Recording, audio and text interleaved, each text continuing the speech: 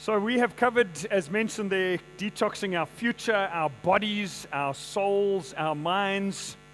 Last week, Ian spoke about detoxing our friendships. And this week, my title is Detoxing Your Relationship with Money. Detoxing your relationship with money. Before I get into that, this coming week, our final life group video is called The 4 Engines of Your Finances. And so that will be our last video and group discussion.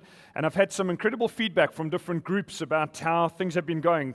Visitors that have been coming along, people that were disconnected from groups getting plugged in. So well done on all of that, guys. And thank you, huge thanks to all those leading groups.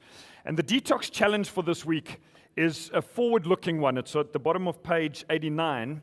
And it just asks this question: how are you going to go forward from here in your faith journey and friendships? How are you going to go forward from here in your faith journey and friendships?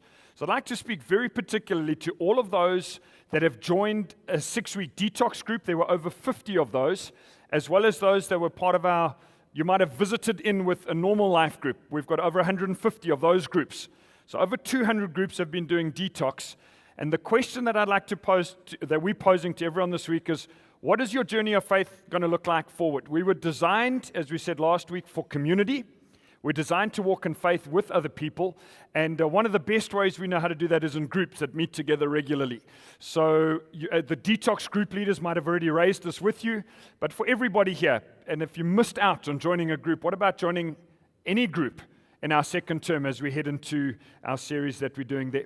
In fact, on that score, what does life beyond detox look like? Next Sunday, we're going to be doing like a celebration wrap-up. Dusty's going to be preaching, and it's just gathering all of our joy that we've had through the series. And then the week after that, we're starting a new series entitled Jesus, the Jesus series. So here's a short intro video for that, just to give you something to look forward to in a fortnight's time.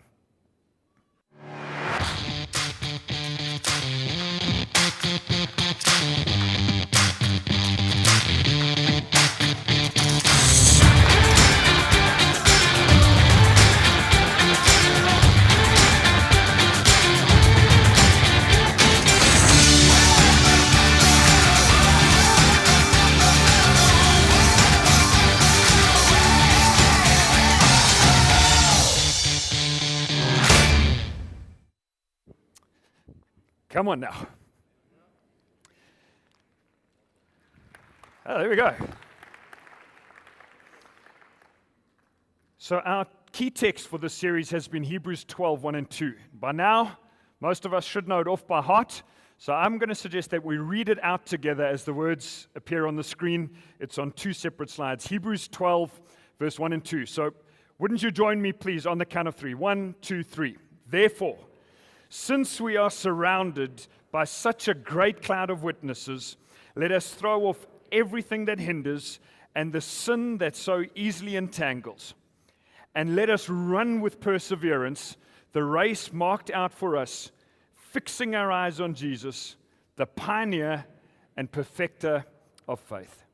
And Father, as we come to your word this morning, thank you for these words that we read 6 weeks ago, and how much more they've come to mean to us, that we get to run this journey.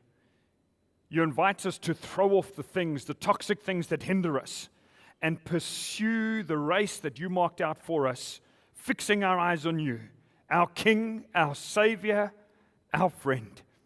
We worship you this morning, and I pray that today you would speak to our hearts and change our lives. In Jesus' name, amen. How many of you recognize this? 100 Rand note. Buffalo on the one side, picture of Nelson Mandela on the other. Is this 100 Rand note, or any that you have in your possession, is this inherently good or is it inherently bad?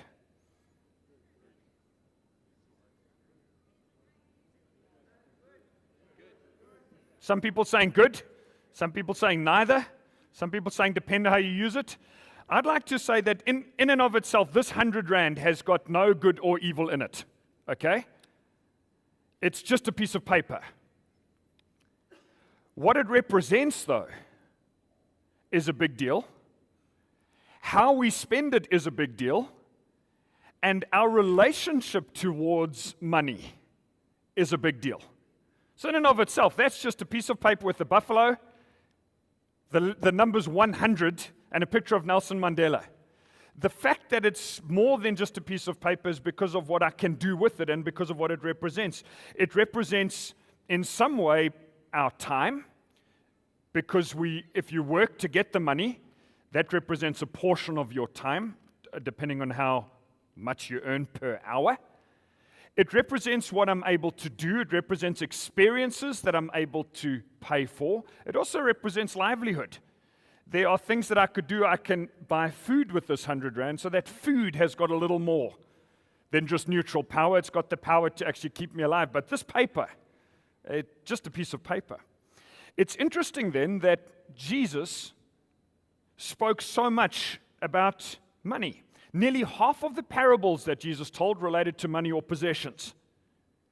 There are more than 2,000 references in the Bible to money or possessions. And I'm told that 1 in 7 verses in the New Testament deal with this subject. 1 out of 7 verses in the New Testament deal with the subject of money and finance. In other words, it's clearly a big deal to God.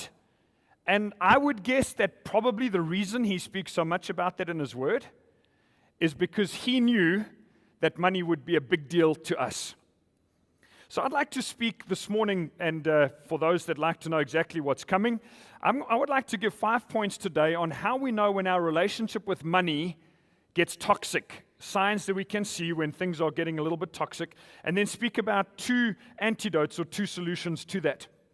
So first up, we could say, and I'm taking ideas from the Bible, we can say that our relationship with money becomes toxic when, number one, when it becomes our security. When money becomes our security. There's a very, very interesting story that Jesus told in Mark, a story that happened that's told in Mark chapter 10. And it says this: as Jesus started on his way, a man ran up to him and fell on his knees before him. "Good teacher," he asked, "what must I do to inherit eternal life?" Now, how many of you think that this guy, what he just did, what's recorded there, is a pretty good thing to do if you were seeing Jesus in the flesh? I mean, this wasn't like Zacchaeus who just sat in the tree observing Jesus go by. This guy ran up to Jesus. It says he ran up to him, fell on his knees before him. I mean, that's a pretty big deal. And he says to him, he asks him a really good question. He doesn't say, "Can I have your autograph?" Or he doesn't say, "What is your secret for turning water into wine? I want to start a business in that line." He asks him a really key, high-level spiritual question. One of the big deal questions is, what can I do to inherit eternal life? And Jesus' answer is really interesting because he goes on to engage with this man who was clearly raised under Jewish law. And so he says to him, "Well, have you obeyed the commandments?" And the guy says, "Which ones?" And Jesus lists some of the 10 commandments. And the man says, "Well, all of those I've kept since I was a little boy." And it says this in verse 21, Jesus looked at him and loved him. Amazing statement that. Jesus looked at him and loved him because he knew what he was going to say next. And he says, "There's one thing you lack. Go, sell everything you have and give to the poor, and you will have treasure in heaven. Then come follow me." Wow. Wow. Now, Jesus didn't say this to everybody. He told some of the disciples, "Leave your nets and follow me." But in this particular instance, he says, you want to know the thing that's keeping you back from following me properly? He says, you've got a love relationship with money that is higher than your relationship that you've got with me. Money has become your security. And for you, the instruction is sell everything you have, give it all to the poor, then come follow me. Wow! I say it again. And listen to the next verse. At this, the man's face fell. He went away sad because he had great wealth. This wasn't a guy who just had to trade in his bond and his overdraft and give it all away and follow Jesus. A man with great wealth, and Jesus drills straight to the heart of the situation and says, you've got a problem. Money is toxic in your life because it's become your security. And you need to topple, if you like, that idol. Get rid of it all and follow me. Now, I've said up front that I don't think this is, Jesus didn't say this to everybody. This was the one occasion he said it in the New Testament. But would Jesus need to say that to you or me? If we would approach him and say, what must I do to become, let's use our language, a detoxified follower of Christ? Just wholehearted, foot in the corner, passionate after you, Jesus. What do I need to do? To how many of us is money our security issue, and Jesus might have to say, you need to give it all away and follow me? The money that we own can own us if we're not careful, and that's what happened in this guy's case. And Jesus speaks right to the heart of that and says, you need to follow me. Give it all away. What is your relationship? What is my relationship with money like? We need it. It's utilitarian. We need it to live. We need to move forward, but has money become our security? If so, our relationship with money has become toxic because it displaces a relationship that should be bigger than that, our relationship with Christ. Secondly, we know that our relationship with money is out of sync when it produces anxiety. When it produces anxiety. I was thinking back to when Jack and I purchased our first house, and we weren't earning a whole lot. And buying this house was a massive step of faith and doing homework and courage. And we bought it from my dad, but he wasn't gifting it to us. We bought it at market-related price. And we had to find tenants to move into that other part of the house in order to be able to afford the bond. And we did our homework for a few months. Got all the wise counsel we could, and then there came a day we signed the papers, and a little while after that transfer went through. Junks and chunks of money changed hands. That night, I had buyer's remorse, properly and deeply. I had this sinking feeling in my stomach. I was anxious. I remember Jax having to kind of prop me up a little bit. They're away on holiday with her folks this weekend, her and our boys. But I remember her just having to prop me up saying, but we've prayed about it. It's going to be okay. God's got us. And this anxiety just had me. These were the words and thoughts that I had in my head came out of my mouth. I think I've ruined our family. Our little pot and the costs associated with all of this, I think I've ruined us financially. Everything inside of me was backtracking. After a good night's sleep and a few rounds of prayer, I still felt like it was a great decision, and we moved forward. And it turned out to be a really good decision financially. But I had tremendous anxiety that night. It hasn't been the only time that I've had anxious thoughts around finances. On occasion, it's been different moments where I've had thoughts and worry cloud my mind around money. Now, listen to what Jesus says. This is Jesus speaking, red letter stuff from Matthew 6. He says, so do not worry. This isn't a whole thing about money. So do not worry. In other words, don't be anxious, saying, what shall we eat, or what shall we drink, or what shall we wear? Where am I going to get money from to do those things? Don't be anxious about money. For the pagans run after all these things. They pursue it.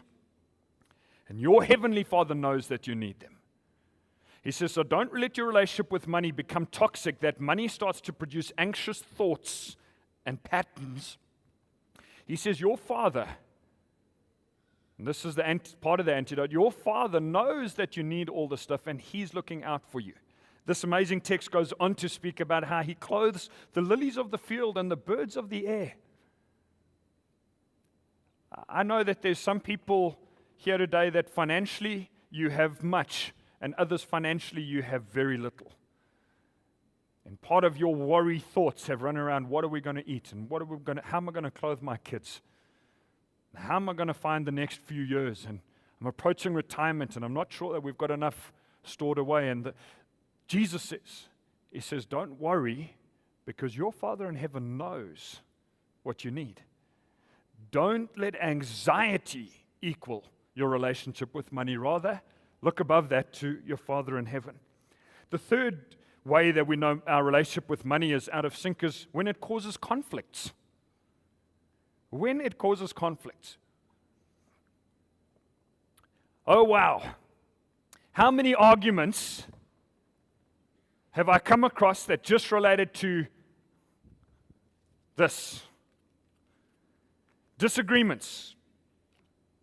People, both parties calling themselves Christ followers. And yet at the heart of the debate is money. A relationship with money can very easily lead to it causing conflict and stress and etc., etc. Listen to these verses from the Bible, James 4, verse 1 and 2. What causes fights and quarrels among you? Don't they come from your desires that battle within you? The next verse on it says, you covet, but you cannot get what you want, so you quarrel and fight. This is James speaking to church people, Christ followers. He says the problem is on the inside. You've got this fighting and battle of desires inside of you, and so you quarrel and fight externally. This is an exceptionally complex zone. From conflict, this is just internal conflict he's speaking about, to conflict in marriage.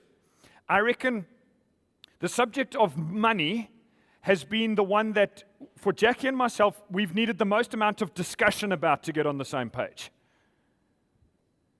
Our thinking about money, the way I arrived in our marriage and the way she arrived, our thinking was so different. It's probably the thing we've spoken about the most to try and find the common ground, which needs lots of communication.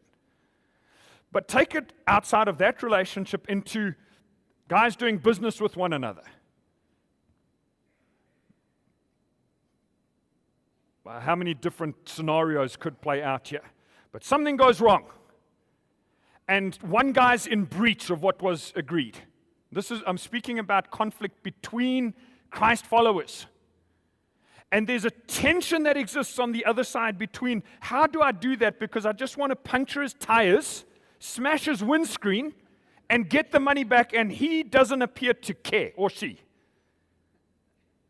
And then on the other side, the conflict that says, well, gee, they don't need any more. Here I am in a bit of a struggle. Give me da-da-da-da-da. Do you know that there's an entire chapter in the Bible written about lawsuits between Christians? And I'm not going to preach from the whole text. It's an interesting one because it actually says bring conflict and get wise people from the church to help resolve them.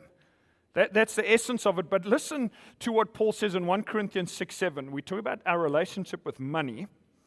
He says the very fact that you have lawsuits among you means you've been completely defeated already. Why not rather be wronged? Why not rather be cheated? I don't know if you ever had one of those promise boxes. My mom had one when we were growing up, and each day you pick up a promise verse. The Lord is my shepherd, I shall not want. Fantastic. Give us this day our daily bread. There wasn't ever a verse that came out, why not rather be wronged? Why not rather be cheated?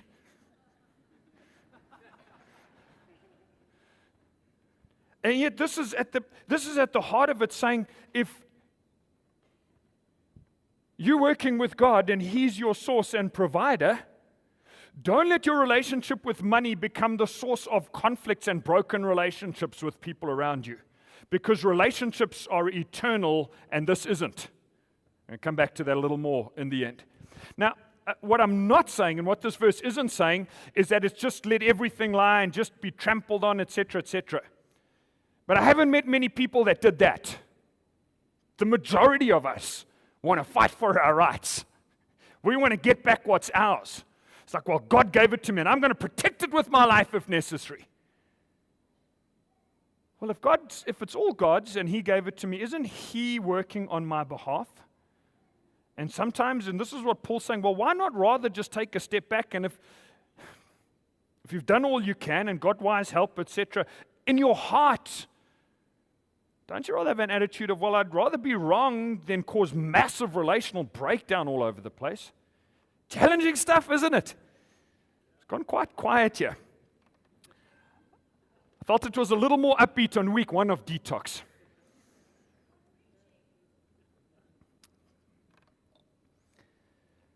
So we're talking about when money causes conflicts, we can say my relationship with money maybe needs to be revisited. Fourthly, when we feel inferior or superior due to finance or financial issues. In other words, we feel inferior because of what we don't have or superior because of what we do have. This is such a subtle thing that goes right down, the line is drawn down the middle of our hearts and it shifts from time to time. And it's a weird thing where by myself I can be completely content with what God's given me at this time. And interact with some other people and boy, there's just, in terms of finances, there's just a whole lot more in their pots. And suddenly I start to feel a little bit inferior and like I'm not worth as much as a person. Isn't that a weird thing? Thank God He doesn't see us like that. And then on this side, when the same pot I'm talking about goes into a situation where there's others with a lot less, I can have a superiority mindset very, very subtly. And in my mind, I think those people. And in my mind, I think those people. As soon as I start to say that to myself, I need to examine my relationship with finance, with money. Bible says this, 1 Timothy 6:17, command those who are rich in this present world, which pretty much all of us. If you own a car, you're in the top 11% of wealthy people in the world. If you live on more than $10 per day, you're in the top 20% of wealthy people in the world. If you've got access to clean water and electricity, you're in the top 75% of wealthy people in the world. Stuff many of us take for granted. So God says, command those who are rich in this present world, don't be arrogant or put your hope in wealth, which is so uncertain, but put your hope in God. Why does God put that in His word? Because He knew that money makes people arrogant. Add in a few more buffaloes. Thick wads sitting all over the place, and suddenly people's walk changes.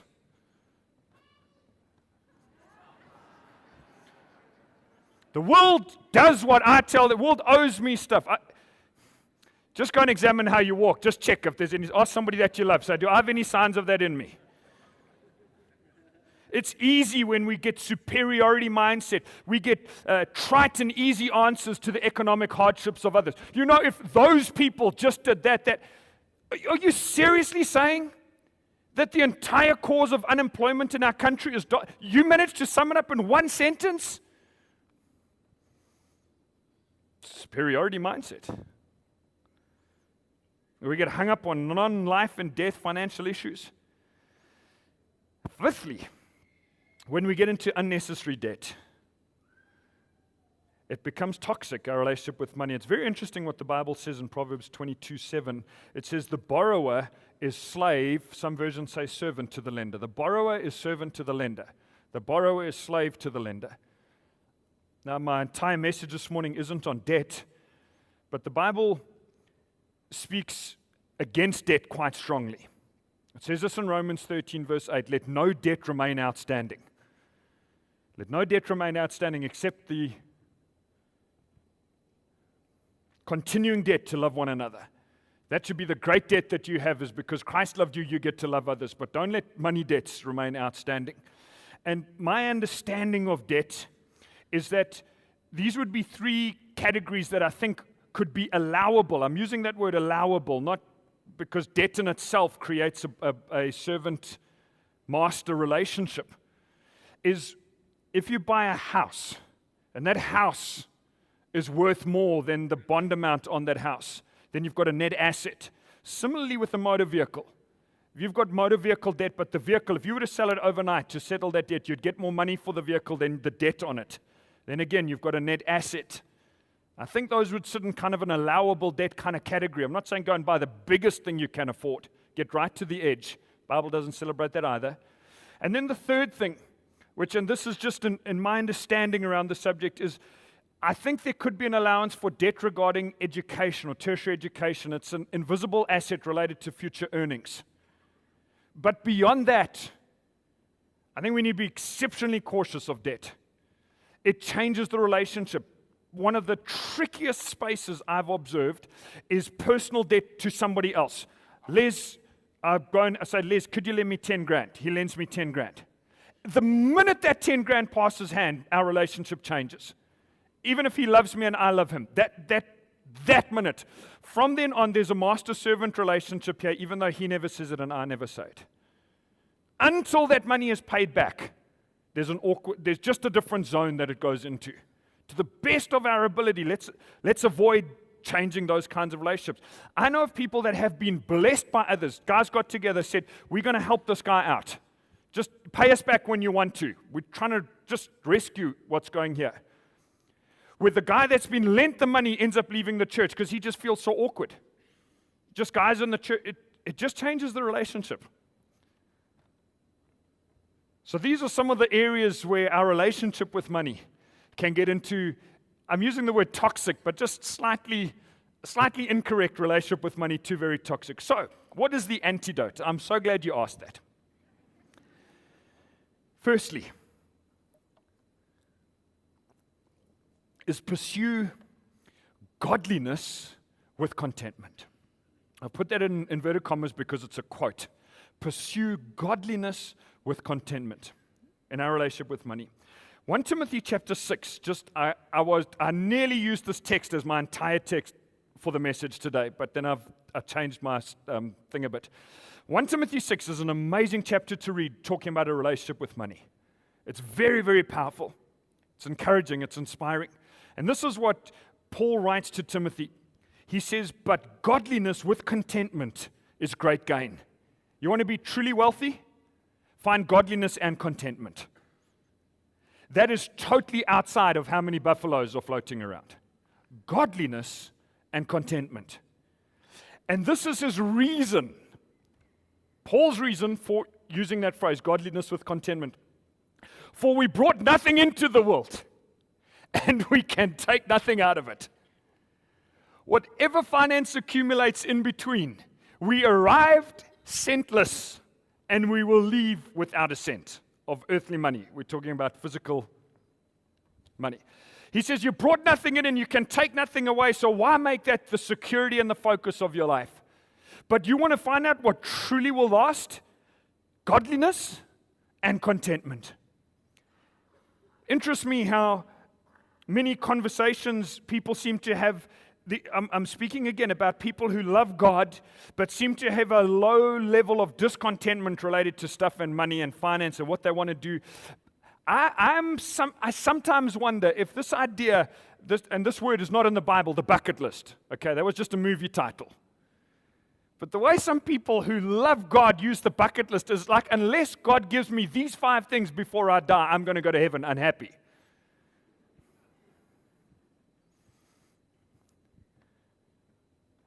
And Paul just says, what about godliness with contentment? In a world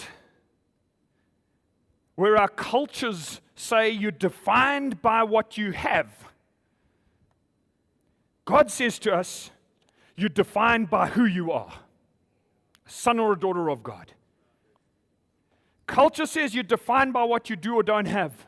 The Father in heaven says you're defined by the fact that you're my son or my daughter by faith. I remember, I think I've used the story once before, but I remember one Christmas time as a boy. It was one of the toughest Christmases. It was an unfortunate setup of how we opened Christmas presents. My folks loved God passionately, and we had very little finance floating around in our family growing up. Often, many days, we went without food. Very seldom did we ever buy new clothes. It was mostly hand-me-downs from cousins to siblings, etc., etc. But incredible love, etc. Family of 7, 5 kids. And one Christmas day, we end up having Christmas with my extended family. So my dad's brother and his kids, and there were some other friends added in there. And in terms of economic difference, from my view as a 10 or 11-year-old, it looked like that. I mean, if I think of some of the things, they had, it's just through my little boy mind, they had cereal and yogurt for breakfast. We had Millie Meal for breakfast, Monday, Tuesday, Wednesday, Thursday, Friday, Saturday, and as a treat, we had oats on Sunday. So we were out for Christmas Day, and that December had been particularly tough, school fees, uniforms, etc. And the only present my parents could afford to buy, because they didn't want to go into debt for that stuff, was at the retail shop of the office block where my dad worked. He had an office account, an allowance, and my mom bought a picnic set for the family. It was like a family present. The 7 of us, we're giving a picnic set to each other. We're there on Christmas Day, and under the Christmas tree in my uncle and aunt's beautiful home, the presents were piled to the height of what looked like Mount Everest, again, from my 11-year-old brain. And every person in that house just had piles of presents all around them. And it became a more and more awkward and difficult thing. I can't imagine what my folks went through that morning. It just, again, we were staying with them for a few days, so it just happened. And that all 7 of us have got one little box of Christmas present. Okay? Now, before you feel sorry for me, we had a picnic set, eh? Some people don't get any Christmas presents. But this is the thing, is a moment like that, now my folks have got to walk through, what does that mean? Are we lesser because we've got fewer presents, or is everybody the same before God because He loves us? And this was the lesson that they drilled into our hearts day after day after day. Yeah, we can't afford the new cricket bat. We can't afford the new running shoes, but we are children of God.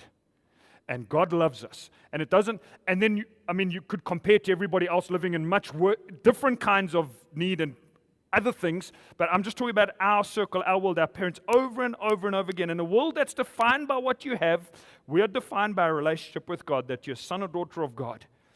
And Paul writes this in Philippians 4. And this is a great verse. Philippians 4:12, he says, I have learned the secret of being content. Do you know that contentment is a secret that many people never find? He says, in any and every situation, whether well-fed or hungry, whether living in plenty or in want. Paul wasn't celebrating just want, but he said there have been times when I've had nothing and I've gone hungry and I've been in need. And there have been other times, he says, where I had plenty and lots of food and everything was going okay. And he said, I had to find the secret of contentment over there and find the secret of contentment over here. Told that story about the Christmas presents. I could tell you numerous other stories where we've had financial blessing in many different ways. But have we found the secret of contentment here? Have we found the secret of contentment here? Because it's contentment with godliness that's the real treasure. Has nothing to do with the number of Christmas presents under the tree.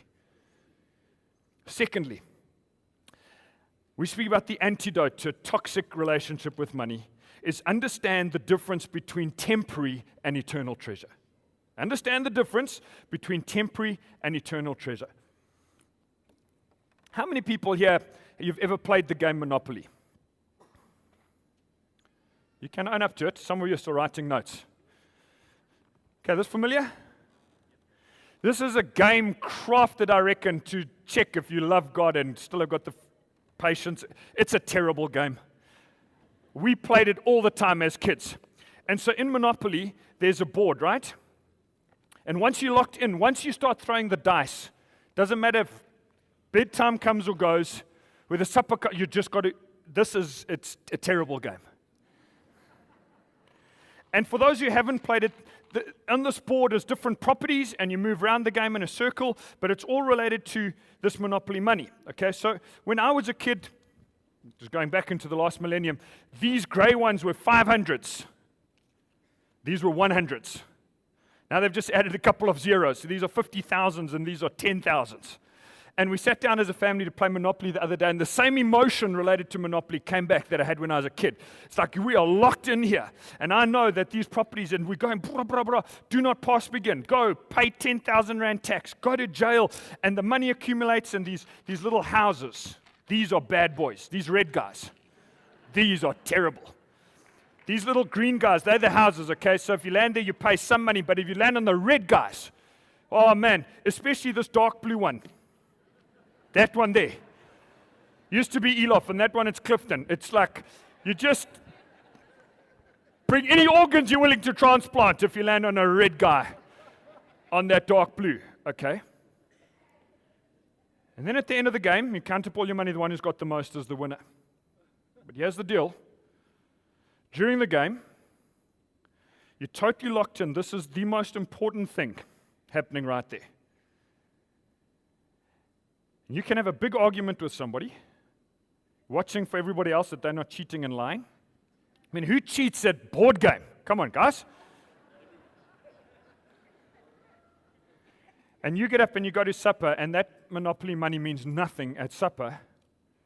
But the arguments that you had and the cheating you just did carry on with you the next day and the next day and the next day. The distrust, etc. There's a difference between temporary treasure and eternal treasure. This is how 1 Timothy 6 carries on. I'm speaking to those who are rich in this present world. In other words, you can afford food.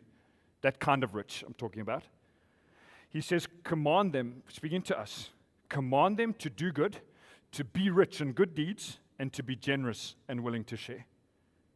In this way, they will lay up treasure for themselves as a firm foundation for the coming age, so that they may take hold of the life that is truly life. Can I read that again? Those two verses. Command them to do good, to be rich in good deeds, and to be generous and willing to share. In this way, they will lay up treasure, that's eternal treasure, for themselves as a firm foundation for the coming age, so that they may take hold of the life that is truly life. Now I drew up a little table here of three things, differences between eternal treasure and temporary treasure. And you might find this helpful. It certainly helps me when I read 1 Timothy 6, frame it. Temporary treasure is about get rich. It's a verse I didn't read. It says, many people wear themselves out trying to get rich. But later on in the same verse, he says, be rich. The monopoly money is getting rich, accumulating all the little gray and gold and red houses, etc.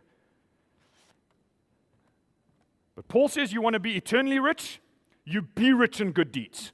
There's a massive difference between trying to get rich and trying to be rich. One is temporary, the other is eternal.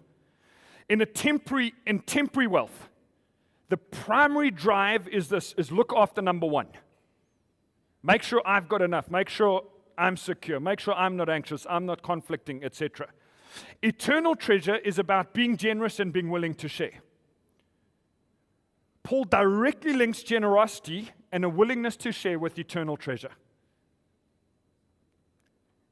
And this is a big deal. On the temporary side, temporary treasure stays behind. Eternal treasure can be sent ahead. Temporary treasure stays behind. Eternal treasure can be sent ahead. In other words, I can use the temporary to invest in eternal treasure. But once I'm there, I can't come back and change things.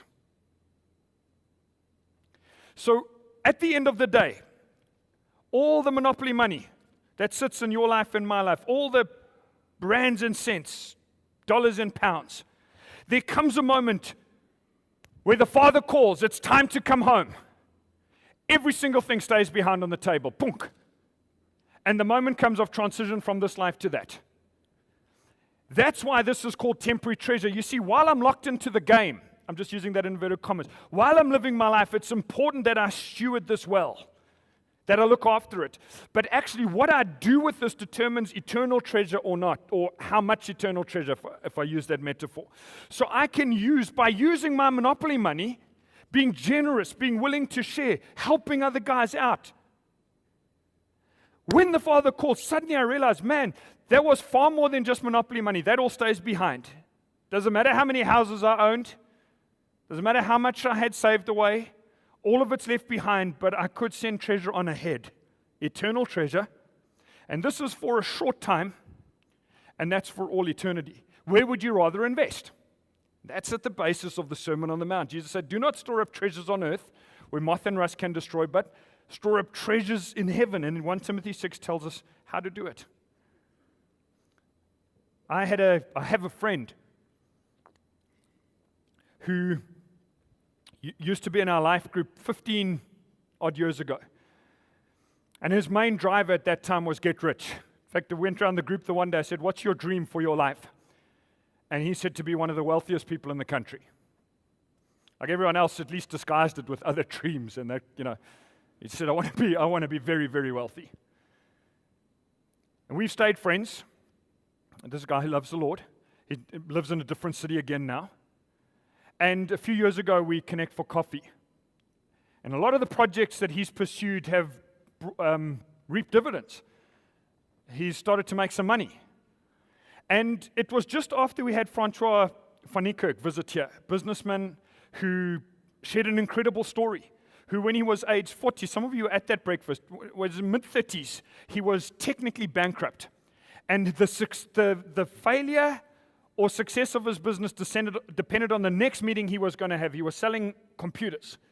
And on his way to the meeting, he makes a deal with God. And he said, in his talk, he says, you should never make a deal with God. Don't copy me. He said, we don't bargain with God like this. But this was the deal he made. He said, God, if you give me that deal, I'll give you 30% of my business.